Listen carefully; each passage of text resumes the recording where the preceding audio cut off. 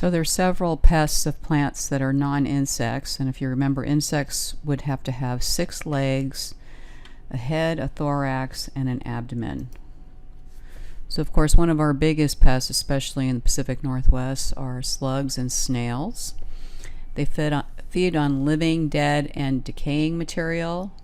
They also feed on fungi, algae, and lichens.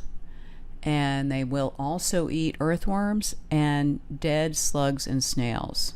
They're very sensitive to changes in moisture and temperature, and they actually do some good by helping to form soil aggregates. So the two most common that we're going to have in Washington State will be the gray garden slug, which is really quite small, and the European slug. And they vary in length from 1/4 inch to 10 inches in length. So here are the parts of slugs, generally speaking. They're elongate.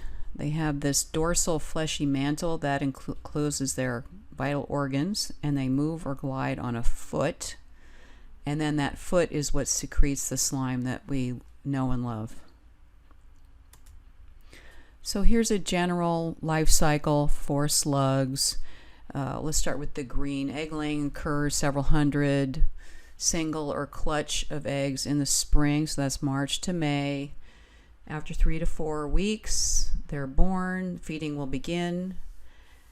By June to August, they're capable of reproduction, and they don't need another slug to do this. September, November, moisture and optimum temperatures stimulate egg laying in the fall, and really just depends on what kind of weather we're going to have. And then they do overwinter as adults' eggs or young slugs. And the gray garden slug, actually lives 6 to 12, maybe 18 months. Okay, so here's this little guy here feeding on some corn. And so they use this tooth-covered tongue as a rasp to scrape tissue from leaf surfaces. So they have rasping mouth parts.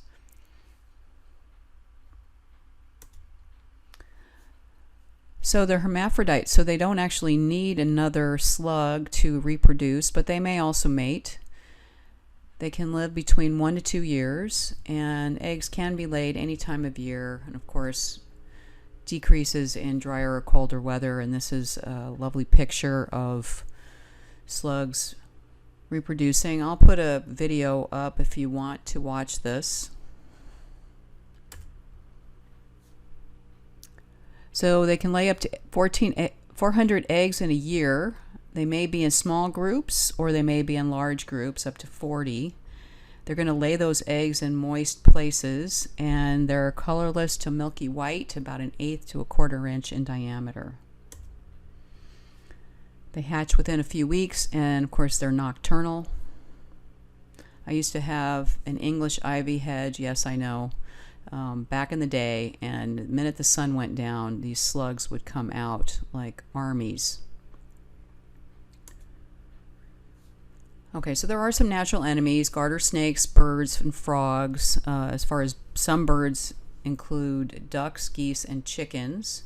And then there are some species of ground beetles that will eat slugs. So sanitation is really important, because if you've got a habitat for them, rocks, boards, and compost piles, these are shelters for slugs.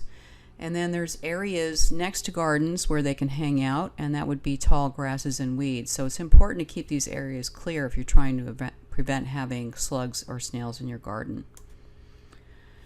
So stale beer attracts slugs and many insects. You can sink a beer can into the soil. There's also slug traps out there. They crawl into the liquid and drown. You can use copper barriers. Diatomaceous earth. If you're going to use chemical control, Sluggo, escargot, look for iron phosphate as your product. Metaldehyde, that's going to be Deadline or Quarry's snail bait. It smells very sweet to pets, and they will eat it, so it's very toxic. Try to avoid using that.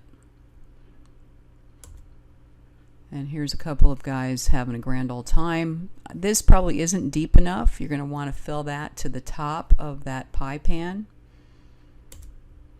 I found this homemade slug trap online. So take a water bottle and have a few holes and then bury them down in the ground. Here's a slug and snail trap by Safer. And then here's some copper banding. So you may have heard about this. Tests show that they actually receive an electric shock when they crawl over the copper. This works only if the copper strip is wide enough to prevent them from rising their bodies over it. Keep in mind that the majority of copper stripping sold in garden shops for this purpose are not wide enough to create an effective barrier. And this is also a very expensive way to go. So if you're going to do it, make sure you're going for a very wide band. Okay, garden symphyllans, not an insect. These are occasional pests of greenhouses, home gardens, and some commercial crops.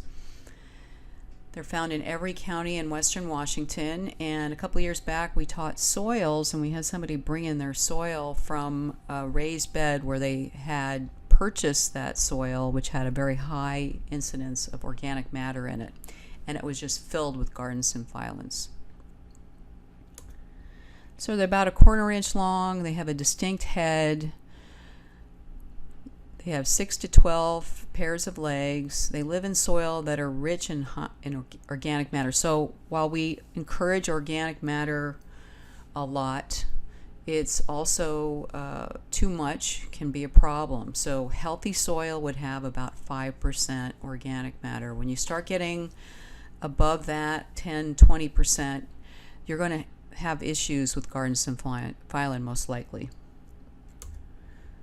So they like all vegetables and small fruits. They do heavy damage to mint in western Washington, which is a crop. And they usually attack plants a few days after they're set out. So you think you're okay, and then all of a sudden they're gone. On tomatoes, they'll injure older roots and eat new ones as soon as they develop.